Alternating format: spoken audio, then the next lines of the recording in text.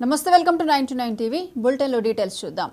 మాజీ సీఎం కేసీఆర్ జైలుకు వెళ్లే సమయం వచ్చిందని మంత్రి పొంగులేటి శ్రీనివాస్ అన్నారు.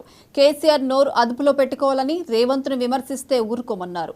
అలాంటి వారందరికీ చిప్పకూడు తినిపిస్తామని ఫోన్ ట్యాపింగ్ కేసులో ఎంతటి వారున్నా వదలమని మండిపడ్డారు. బీజేపీ బీఆర్ఎస్ కలిసి కాంగ్రెస్ పై కుట్రలు పన్నుతున్నారని, రాహుల్ గాంధీ ప్రధాని కావడమే లక్ష్యంగా పనిచేద్దామని పొంగులేటి పిలుపునిచ్చారు. రేవంత్ రెడ్డి గారికి తెలుసు, తప్పకుండా చెప్పకూడు తినే టైము దగ్గరలోనే ఉంది. నోరు అదుపులో పెట్టుకొని మాట్లాడాలని ఈ వేదిక మీద నుంచి ఛాలెంజ్ ఇస్తున్నాను. అంతేకాదు, ఆనాడు ఫోన్ ట్యాప్ చేసి మా వేదిక మీద ఉన్న ముఖ్య నాయకులే కాదు, వేదిక ముందున్న వేలాది మంది మీ అందరి ఫోన్ ట్యాపులు కూడా చేసిన ప్రబుద్ధుడు. ఆ ప్రబుద్ధుడు గడ్డ మీద నుంచి నేను మాట్లాడుతున్నాను. వరంగల్ మిరపకాయ అంటే ఏంటో నీకు తెలుసు. ఈ మిరపకాయ కారం ఎలా ఉంటుందో నీకు తెలుసు. సమయం వచ్చినప్పుడు, సందర్భం వచ్చినప్పుడు ఈ మిరపకాయ ఎక్కడ పెట్టాలనో మా నాయకుడు రేవంత్ రెడ్డి గారికి తెలుసు. తప్పకుండా చెప్పకూడు తినే టైము దగ్గరలోనే ఉంది. నోరు ఎన్టీఆర్ జిల్లా విజయవాడ ఎంపీ అభ్యర్థిగా కేశినేని శివనాథ్ నామినేషన్ వేశారు. అంతకుముందు టీడీపీ, జనసేన, బీజేపీ కార్యకర్తలు, అభిమానులు కేరళ డప్పులు, సంప్రదాయ నృత్యాలతో భారీ ర్యాలీ నిర్వహించారు. బెజవాడ సెంటర్ నుంచి వినాయకుడి గుడి మీదుగా ఈ ర్యాలీ కొనసాగి ఎన్నికల రిటర్నింగ్ ఆఫీస్కు చేరుకుంది. ఈ ప్రదర్శన సందర్భంగా కార్యకర్తలు పసుపు జెండాలు చేబూనడంతో రోడ్లన్నీ పసుపుమయంగా మారాయి. ఆంధ్రప్రదేశ్ రాష్ట్ర వినుకొండ అసెంబ్లీ నియోజకవర్గ అభ్యర్థిగా నామినేట్ చేయబడి ఉన్నాను. నేను రాజ్యాంగం పట్ల నిజమైన విశ్వాసం కలిగి చట్టంలో పొందుపరిచినట్టుగా భారతదేశ చిత్తూరు జిల్లా పుంగనూరు వైసీపీ ఎమ్మెల్యే అభ్యర్థిగా మంత్రి పెద్దిరెడ్డి రామచంద్రారెడ్డి నామినేషన్ వేశారు. సీఎం జగన్ సహకారంతో 30 ఏళ్ల అభివృద్ధిని 5 ఏళ్లలో చేసి చూపించామని పెద్దిరెడ్డి చెప్పారు. ఇచ్చిన మాట తప్పకుండా జగన్ అన్ని ఎన్నికల హామీలు నిలబెట్టుకున్నారని కొనియాడారు. తాను కాంగ్రెస్ లో ఉన్నప్పుడు సోనియా గాంధీ కాళ్లకే మొక్కలేదని, అలాంటిది కిరణ్ కుమార్ రెడ్డి కాళ్లు పట్టుకున్నానని అబద్ధాలు చెబుతున్నారని మండిపడ్డారు.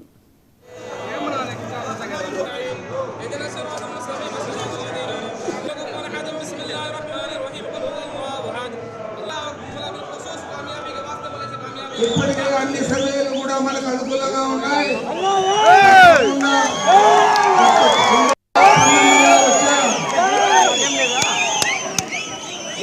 150 స్థానాల కంటే ఎక్కువ స్థానాలు మనం తెచ్చుకోగలుగుతా ఉన్నాం. మనమందరూ కూడా సైనికులుగా పనిచేయాలా. జగన్మోహన్ రెడ్డి గారు చెప్తా ఉన్నారు,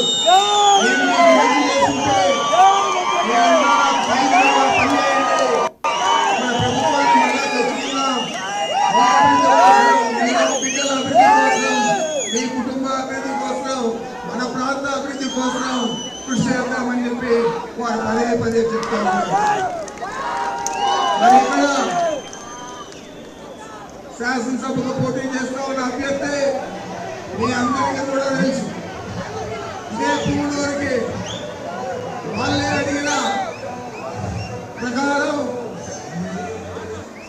ఆయన యాత్రకు, చంద్రబాబు యాత్రకు బైపాస్ రోడ్లో పోయేట్లు వాళ్ళు రోడ్డు మ్యాప్ అప్రూవ్ చేసుకొని ఎస్పీ దగ్గర తిరిగి ఇక్కడ వచ్చి మనం ఊళ్ళో ప్రవేశించాలంటే ఆ రోజు పోలీసులు అడ్డుకుంటే, పోలీసులకు వాళ్ళకు గలాట జరిగితే మనముల ఊళ్ళని చెప్తా ఉన్నారు. మనం ఎవరైనా ఇక్కడ ఏమన్నా చిన్న తప్పు చేశామా, శాంతి భద్రతలకు కలిగించామా? అనకాపల్లి జిల్లా నర్సీపట్నం అసెంబ్లీ టీడీపీ అభ్యర్థిగా మాజీ మంత్రి చింతకాయల అయ్యన్న పాత్రుడు నామినేషన్ దాఖలు చేశారు. కార్యక్రమానికి తరలివచ్చిన నాయకులకు, కార్యకర్తలకు ధన్యవాదాలు తెలిపారు. రాష్ట్ర భవిష్యత్తు కోసం సైకిల్ గుర్తుకు ఓటు వేయాలని కోరారు. యువతకు జీవనోపాధి కావాలంటే తప్పనిసరిగా టీడీపీని గెలిపించుకోవాల్సిన అవసరం ఉందని అయ్యన్న పాత్రుడు అన్నారు.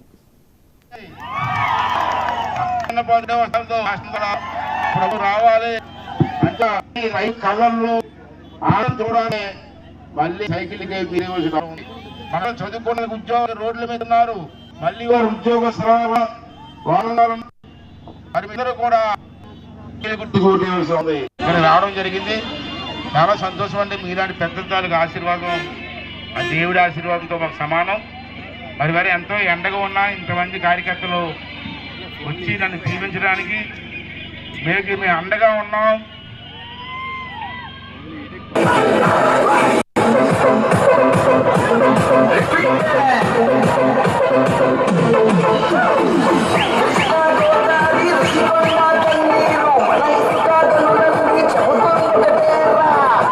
పార్టీ క్యాండిడేట్స్ ఫోన్ చేస్తే ఆర్వో గారు నేను బంగారు నాకు నా ప్రపోజల్ అండి. పర్లేదు కూర్చో.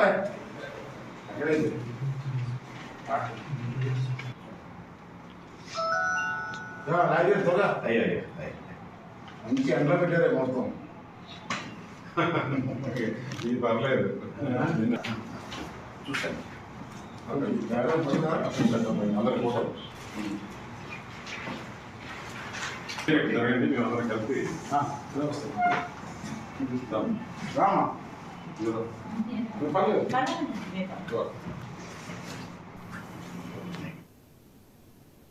రాష్ట్రంలో జగన్ మరోసారి అధికారంలోకి రావడం ఖాయమని విశాఖ ఉత్తర నియోజకవర్గం వైఎస్ఆర్ కాంగ్రెస్ పార్టీ అభ్యర్థి కేకే రాజు స్పష్టం చేశారు.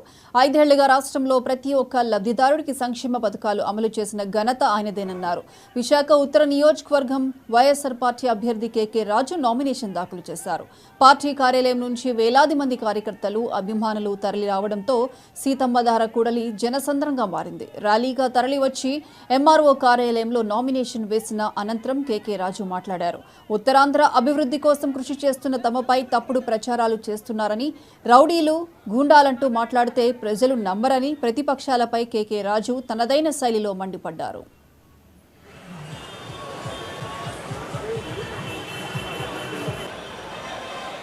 ఈరోజు మా కార్యకర్తలు కావచ్చు, మా నాయకులు కావచ్చు, ఎప్పటికప్పుడు ప్రజలకు అందుబాటులో ఉండి ప్రజా సంక్షేమమే ధ్యేయంగా ఈరోజు కులాలకు అతీతంగా, మతాలకు అతీతంగా, ఈరోజు పార్టీలకు అతీతంగా కూడా మేము సేవ చేసాం మా నాయకుని ఆదర్శంగా తీసుకుని. కాబట్టి తప్పకుండా మేము పాజిటివ్ ఓటుతో మేము మంచి చేస్తే, మా వల్ల మంచి జరిగింది అనిపిస్తే, మేము నిజాయితీగా నిష్పక్షపాతంగా ప్రజలకి సంక్షేమం కానీ అభివృద్ధి కానీ అందించామనిపిస్తే మాకు ఓటు వేయమని ఈరోజు మేము ఎన్నికలకు వెళ్తున్నాం. కానీ మీరు చేసింది ఏమీ చెప్పలేక, చేయబోయేది కూడా చెప్పలేని పరిస్థితుల్లో, చేసింది చెప్పలేరు, చేయబోయేది కూడా చెప్పలేని పరిస్థితుల్లో, దౌర్భాగ్య పరిస్థితుల్లో ఈ కూటమి నాయకులు ఉన్నారు. కాబట్టి ప్రజలందరూ కూడా ఆలోచన చేయండి. మేము మళ్ళీ మీకు మాటిస్తాం. మాకున్న ప్రతి అవకాశాన్ని కూడా, అధికారాన్ని కూడా ప్రజా ప్రయోజనం కోసం, ప్రజల శ్రేయస్సు కోసం ఇచ్చేస్తామని మేము మాటిస్తూ ఉన్నాం. మళ్ళీ చెప్తూ ఉన్నాం. ఎవరైతే విశాఖపట్నంలో ఉండి విశాఖపట్నానికి పొట్ట కూటి కోసం వచ్చి కాంట్రాక్టుల ద్వారా, వ్యాపారుల ద్వారా వందలాది కోట్ల రూపాయలు సంపాదించుకుని ఉత్తరాంధ్ర తల్లి పాలు తాగి రొమ్ముగుద్దిన సందంగా ఉత్తరాంధ్ర ప్రాంత అభివృద్ధి కోసం, ఉత్తరాంధ్ర ప్రాంత అభివృద్ధిని ఆటంకం కలిగిస్తున్న చంద్రబాబు నాయుడు తొత్తులుగా మారి ఉత్తరాంధ్ర ప్రాంత మహిళలపైన, ఉత్తరాంధ్ర ప్రాంతంలోని నిరుద్యోగ యువకులపైన దాడులు చేసి రౌడీలుగా, ఎందుకంటే ఈరోజు ఉత్తరాంధ్ర ప్రాంతం కోసం ప్రొటెస్ట్ చేస్తే, పరిపాలనా రాజధాని కోసం ప్రొటెస్ట్ చేస్తే వాళ్ళని రౌడీలుగా, గుండాలుగా చిత్రీకరిస్తారా? అంటే ఉత్తరాంధ్ర ప్రాంతంలో నిరుద్యోగ యువకులందరూ కూడా వారి ఉపాధి కోసం అడిగితే వారి రౌడీలుగా, గుండాలుగా మీరు కనపడుతున్నారా? ఉత్తరాంధ్ర ప్రాంతంలో ఉన్న అక్క చెల్లెములు ప్రొటెస్ట్ చేసి మా పరిపాలనా రాజధానికి, మా ప్రాంత అభివృద్ధికి మీరు న్యాయం చేయమని అడిగితే వారు తాగుబోతులుగా కనిపిస్తున్నారా? ఇది నాపై పోటీ చేసే అభ్యర్థి యొక్క విజ్ఞత, విచక్షణ కోల్పోయే రోజు అతను మాట్లాడుతున్నాడు. కాబట్టి మేము ఎప్పుడైనా సరే ఓందాతో, న్యాయబద్ధంగా, ధర్మబద్ధంగా ఎలాంటి యుద్ధానికైనా మేము సిద్ధంగా ఉన్నాం. అంతేపాక చవాకులు మాడితే ప్రజలు మీకు చెంప పెట్టు లాంటి తీర్పు ఇవ్వబోతున్నారు. ఏదేమైనా ఈరోజు మళ్ళీ మేము చెప్తున్నాం, మేము నిజాయితీతో రాజకీయాలు చేస్తాం, నిస్వార్థంగా రాజకీయాలు చేస్తాం. పార్టీలకు అతీతంగా, కులాలకు అతీతంగా ప్రజలు ఇచ్చిన అవకాశాన్ని సద్వినియోగం చేసి ప్రతి క్షణం కూడా. పశ్చిమ గోదావరి జిల్లా తాడేపల్లిగూడెంలో ఉమ్మడి అభ్యర్థిగా బొలిశెట్టి శ్రీనివాస్ నామినేషన్ దాఖలు చేశారు. వేణుగోపాలస్వామి మఠంలో బీఫామ్కి ప్రత్యేక పూజలు నిర్వహించి కార్యకర్తలు, అభిమానుల మధ్య భారీ ర్యాలీగా నామినేషన్ వేశారు. కార్యక్రమానికి తరలివచ్చిన కూటమి కార్యకర్తలకు ధన్యవాదాలు తెలిపారు. ప్రజల ఆశీస్సులతో భారీ మెజారిటీతో గెలుస్తానని బొలిశెట్టి శ్రీనివాస్ స్పష్టం చేశారు. విజయవంతం చేసినటువంటి జన సైనికులు, వీర మహిళలు, తెలుగుదేశం నాయకులు, తెలుగుదేశం కార్యకర్తలు, అదే తెలుగు మహిళా విభాగం చెందిన వారు, అదేవిధంగా బీజేపీ నాయకులు, ఆర్ఎస్ఎస్ వారికి అందరికి హృదయపూర్వక నమస్కారం. ఎందుకంటే ఈ నామినేషన్ సహకరించినందుకు మీ అందరికీ మీ అందరికీ కూడా పాదాభివందనం. ఎందుకంటే మీ అభిమానాన్ని చూపించడం అనేది చాలా గొప్ప విషయం. మరి ఇలాంటిది ఇది నాకు గెలుపుకు నాందిగా భావిస్తూ ఉన్నాను. అదేవిధంగా రాష్ట్రంలో కూడా మరి ఏదైతే ఉమ్మడి అభ్యర్థులందరినీ కూడా గెలిపిస్తామని చెప్పి ప్రజలు ఎక్కడికక్కడ మమేకమై అందరూ కూడా మూకమ్మడిగా తెలియజేస్తూ ఉన్నారు. ఏదైతే చంద్రబాబు గారి నాయకత్వం, పవన్ కళ్యాణ్ గారి ఆలోచన, బీజేపీ డబుల్ ఇంజిన్ ప్రభుత్వం, నరేంద్ర మోడీ గారి యొక్క ప్రధానమంత్రి అవ్వాలని ఈ ప్రజలందరూ ఆకాంక్ష. మీ అందరినీ చూస్తారంటేనే అర్థమవుతుంది. మీరు చూపించిన అభిమానానికి ఎప్పుడు నేను రుణపడి ఉంటాను. మీరు ఏదైతే ఈరోజు నా మీద చూపించిన అభిమానానికి నా జీవితం అంతా కూడా మీకు ఎప్పుడు కూడా సేవకుడిగా నన్ను చూడవలసిందిగా భావిస్తూ మీ అందరికీ పేరు పేరున ధన్యవాదాలు. ప్రతి ఒక్కరు కూడా నాకు సహకరించిన నా మిత్రుడు వరవల బాబ్జీకి, అదేవిధంగా మా అన్నయ్య దాదాజీ గారికి, తోట గోపి గారికి, ముళ్ళపూడి బాపరాజు గారికి, అదేవిధంగా నాయకులు తెలుగుదేశం పార్టీ కిలపతి వెంకటరావు గారికి, అదేవిధంగా దాసరి అప్పన్న గారికి, అదేవిధంగా పరిమి రవికుమార్ గారికి, రాంపండు గారికి, కాశీ గారికి, అదేవిధంగా పుల్లా బాబీ గారికి, ప్రసాద్ గారికి, ఇంకా తెలుగుదేశం నాయకులు, బీజేపీ నాయకులు, ఇంకా కొన్ని పేర్లు మర్చిపోయినా ఏం లేదు, ఇక్కడ సమయం లేదు కాబట్టి మీరు వేరే రకంగా అనుకోవద్దు. Thank you very much. ఆచంటలో వైసీపీ ఎమ్మెల్యే అభ్యర్థి చెరుకోడ శ్రీరంగనాథరాజు నామినేషన్ కార్యక్రమం అట్టహాసంగా జరిగింది. వైసీపీ జెండాలతో కార్యకర్తల ఉత్సాహాల మధ్య రంగనాథరాజు నామినేషన్ దాఖలు చేశారు. రెండోసారి ఎమ్మెల్యేగా అవకాశం ఇచ్చిన సీఎం జగన్ కు పార్టీ నాయకులకు, కార్యకర్తలకు కృతజ్ఞతలు తెలిపారు.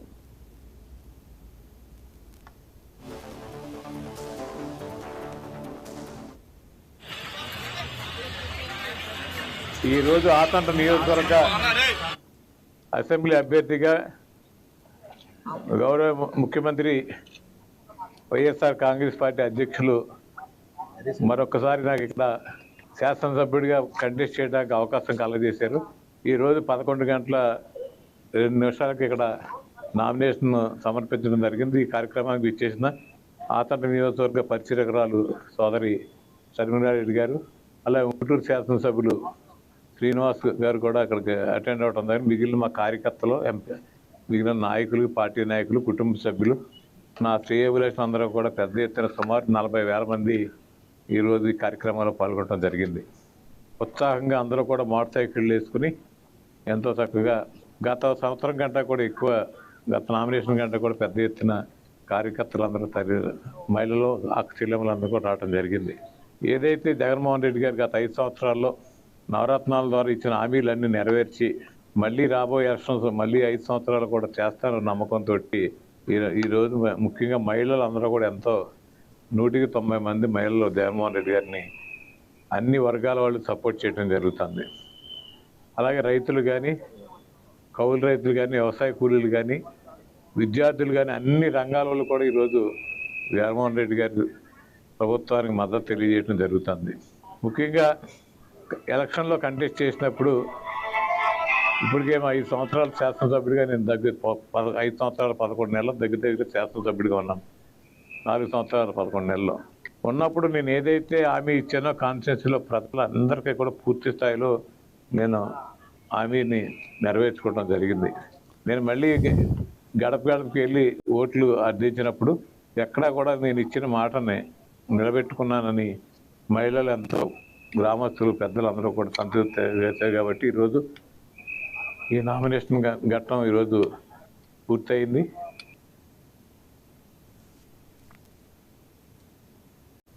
రాష్ట్రంలో కాంగ్రెస్ పార్టీని ప్రజలు ఆదరిస్తారని కాంగ్రెస్ పార్టీ ఏలూరు పార్లమెంట్ అభ్యర్థి కావూరి లావణ్య అన్నారు. ఏలూరు జిల్లా కలెక్టర్ కార్యాలయంలో కాంగ్రెస్ పార్టీ పార్లమెంట్ అభ్యర్థిగా ఆమె నామినేషన్ దాఖలు చేశారు. రాష్ట్రానికి ప్రత్యేక హోదా, రాజధాని లేకుండా చేసిన బీజేపీని ఈ ఎన్నికల్లో ప్రజలు చిత్తుగా ఓడిస్తారన్నారు. కాంగ్రెస్ పార్టీ అధికారం చేపడితే రాష్ట్రానికి ప్రత్యేక హోదా ఫైల్పై రాహుల్ గాంధీ మొదటి సంతకం పెడతారంటున్న ఏలూరు పార్లమెంట్ కాంగ్రెస్ పార్టీ అభ్యర్థిని కావూరి లావణ్యతో మా ప్రతినిధి Durga Prasad face to face.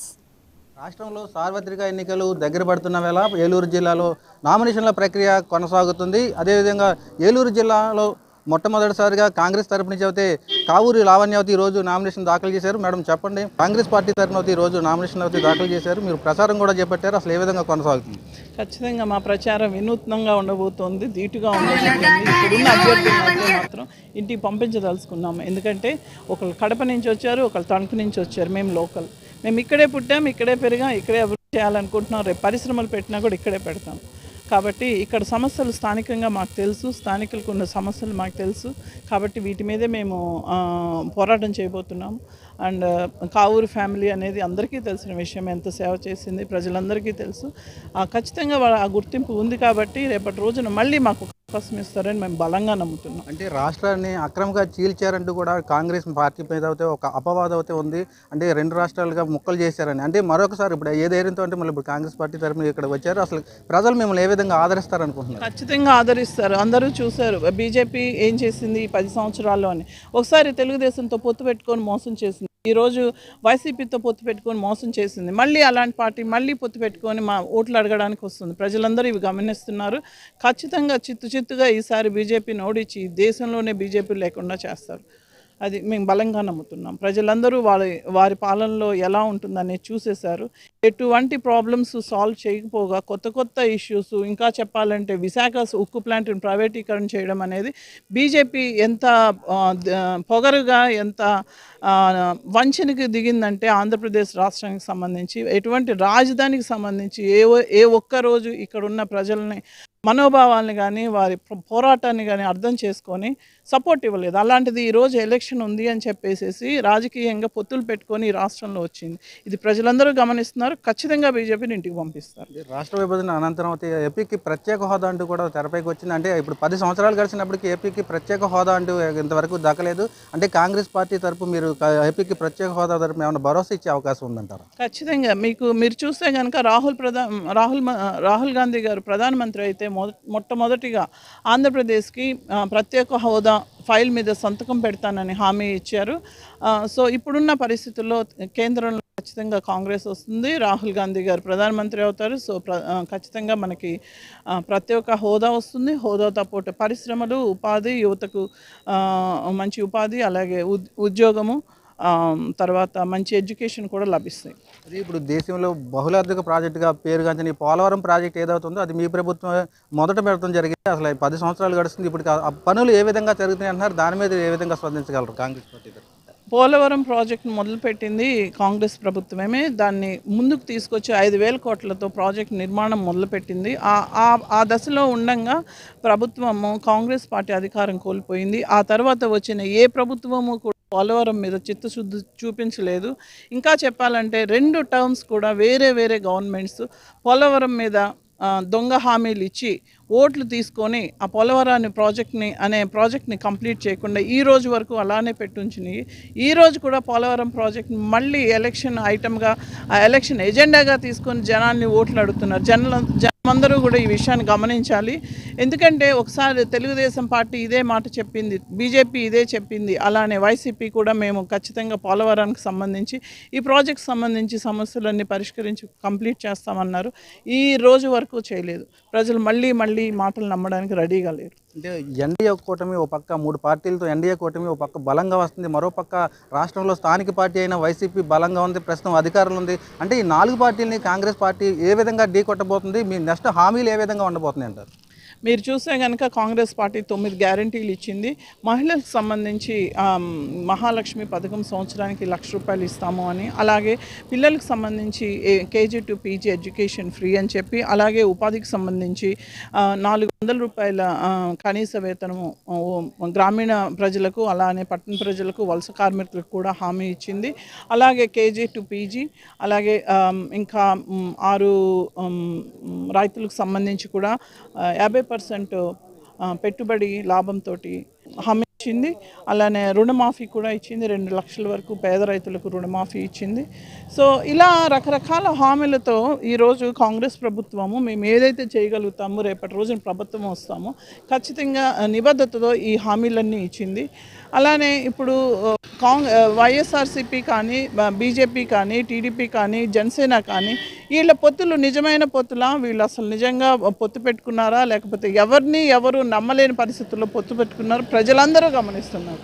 ఇది నిజమైన పొత్త? ఈ పొత్తులో వీళ్ళు గెలిచేలోపు వీళ్ళు వెన్నుపోటు పొడుచుకొని ప్రజలను ఓడించే పరిస్థితులు ఉన్నాయి. కాబట్టి వీళ్ళని ఎవ్వరూ నమ్మే పరిస్థితిలో లేరు ఈరోజు.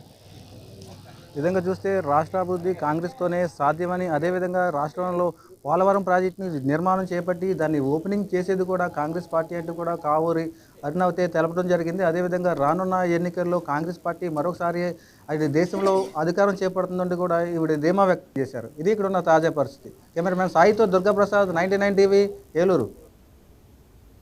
ఎక్కడైనా ఏ ఎన్నికైనా ఒక ఓటరు ఒకే ఓటు వేస్తాడు. రెండో ఓటు వేయాలని ప్రయత్నిస్తే జైల్లో వేస్తారు. కానీ అక్కడ పోలీసులే రెండో ఓటు వేయమని ప్రోత్సహిస్తారు. వెంటబెట్టుకుని తీసుకువెళ్లి మరీ రెండో ఓటు వేయిస్తారు. ఇదేదో చిత్రంగా ఉందనుకుంటున్నారా? అవును, మీరు విన్నది నిజమే. అక్కడ ఒక్క ఓటు 2 ఓట్లు వేస్తాడు. అసెంబ్లీ ఎన్నికలైనా పార్లమెంట్ ఎన్నికలైనా 2 సార్లు ఓటు హక్కును వినియోగించుకుంటాడు.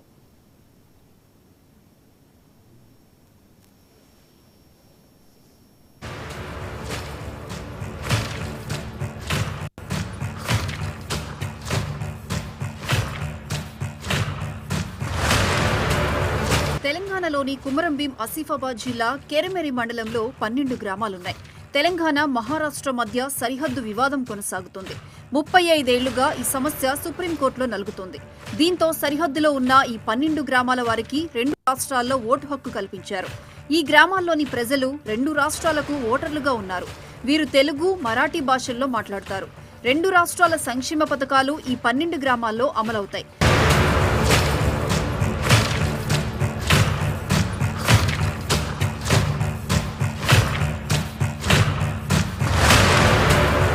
ఉమ్మడి ఆంధ్రప్రదేశ్గా ఉన్నప్పుడు ఆంధ్రప్రదేశ్, మహారాష్ట్రకు సంబంధించి పరందోలి, అంతాపూర్ గ్రామాలను పంచాయతీలుగా ఏర్పాటు చేశారు. ఒకే గ్రామ పంచాయతీకి 2 సర్పంచ్లు ఎన్నికయ్యారు. తెలంగాణ ఆవిర్భావం తర్వాత 2 గ్రామ పంచాయతీలు కాస్త 4 అయ్యాయి. పరందోలి, అంతాపూర్, బోలాపటార్, ముకుదంగూడ గ్రామ పంచాయతీలుగా ఏర్పడ్డాయి.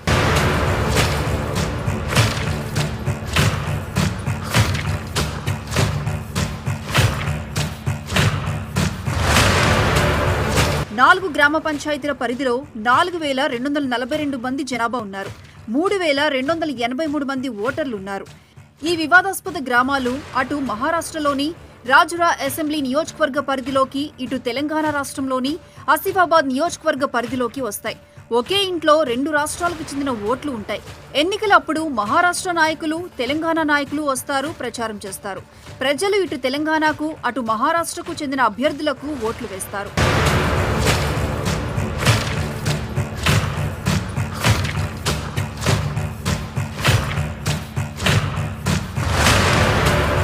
ప్రస్తుతం మహారాష్ట్ర ఎన్నికల్లో ఇక్కడి ప్రజలు ఓటు హక్కును వినియోగించుకోనున్నారు.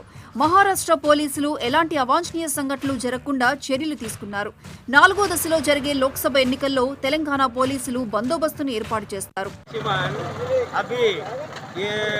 बारह गांव तेलंगाना महाराष्ट्र के बॉर्डर के 12 गांव परमडोली से मैं बात कर रहा हूँ। मैं माजी सरपंच। यहाँ पे देखो, तेलंगाना से भी खासदार का इलेक्शन होता है, महाराष्ट्र का भी इलेक्शन होता है। आज 19 अप्रैल को चंद्रपुर जिले के खासदार का इलेक्शन है। अभी सब लीडर सारे, लेकिन बराबर करंट नहीं देते, रोड नहीं देते। अब तेलंगाना का भी 13 मई को इलेक्शन है। वहाँ से भी हम पूरे ये 12 गाँव के लोग हम तेलंगाना में भी वोट करना चाह रहे। यहाँ पे 100% महाराष्ट्र में भी इलेक्शन करे, तेलंगाना में करते, लेकिन हर इलेक्शन को गवर्नमेंट आके हमको बोलता तुम्हारा रोड करते, तुम्हारा गांव का 12 गांव का फैसला करते, तुमको तेलंगाना में लेते, एक बोलता महाराष्ट्र में लेते। लेकिन इलेक्शन के टाइम में 1 महीने की ये बात करते। कोई लीडर हमारे गांव का सही तरीके से करंट नहीं दे रहा, 3 पेज नहीं दे रहा, दलितों को पट्टे दो बोलते पट्टे नहीं दे रहा। केसीआर मुख्यमंत्री था जब आसिफाबाद में 3 एकड़ का दलितों को पट्टा दे तुम बोला, वो भी पट्टे नहीं। अभी आने वाले इलेक्शन में दलितों को पट्टे देंगे बोल के हवा दे रहे। महाराष्ट्र गवर्नमेंट भी बोल रहा तुम्हारे जमीन के पट्टे देते, लेकिन खाली इलेक्शन के टाइम में तेलंगाना महाराष्ट्र के लीडर्स आके हमको खाली गुमराह करने का काम कर रहे। लेकिन हम भी अभी आने वाले 13 मई के तेलंगाना के इलेक्शन को और महाराष्ट्र के आज के इलेक्शन को सभी लोग इलेक्शन करने वाले हैं। क्योंकि हमारे पास 2 वोटर लिस्ट है, 2 इलेक्शन कार्ड है। हम 30 साल से ये वोट कर रहे हैं।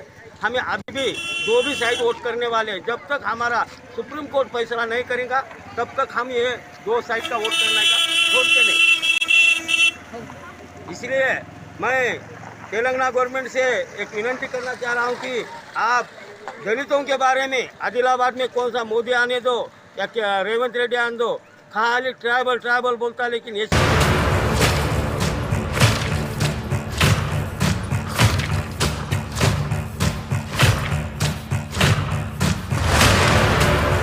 గత 30 ఏళ్లుగా తెలంగాణ రాష్ట్రంలో జరిగే అసెంబ్లీ పార్లమెంట్ ఎన్నికల్లోనూ మహారాష్ట్రలో జరిగే అసెంబ్లీ పార్లమెంట్ ఎన్నికల్లోనూ ఈ గ్రామస్తులు ఓట్లు వేస్తారు. రెండు ఓట్లు వేయడం ఇక్కడి ప్రజలకు తప్పడం లేదు. అన్ని రెండు ఉన్నప్పటికీ అభివృద్ధిలో మాత్రం వెనుకబడింది. నేతలు ఎన్నికలప్పుడు రావడమే తప్పితే తర్వాత ఒక్కరూ కనిపించరని గ్రామస్తులు ఆవేదన వ్యక్తం చేస్తున్నారు. ग्राम पंचायत परमडोली उप सरपंच महाराष्ट्र का, यहाँ पे अभी लोकसभा इलेक्शन चालू है. हम सब परमडोली ग्राम पंचायत वासियों ने सब वोट कर रहे. अगर आपको कुछ प्रॉब्लम है तो पहले बताना चाहिए था. आपका जो है मई 13 तारीख को इलेक्शन, तब का तब देखेंगे. हमको इतना ऑर्डर है कि हमारे पास 2 राशन कार्ड है, 2 वोटिंग कार्ड है, सब कुछ है.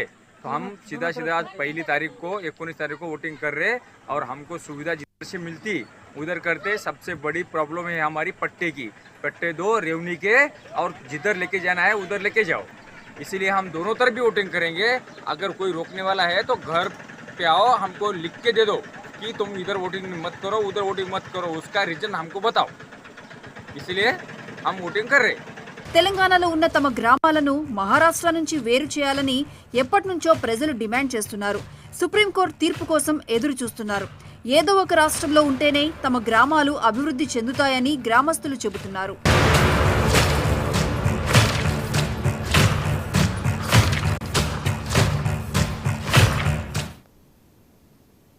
విజయనగరం జిల్లా రాజ్యంలో టీడీపీ ఎమ్మెల్యే అభ్యర్థిగా కొండ్రు మురళీమోహన్ నామినేషన్ వేశారు. అంతకుముందు పార్టీ నాయకులు కార్యకర్తలతో కలిసి భారీ ర్యాలీగా వెళ్లి రిటర్నింగ్ అధికారికి నామినేషన్ పత్రాలను అందజేశారు. ఈ కార్యక్రమంలో నియోజకవర్గ టీడీపీ నాయకులు కార్యకర్తలు పెద్ద ఎత్తున హాజరు కావడంతో ప్రధాన రహదారులు రద్దీగా మారాయి.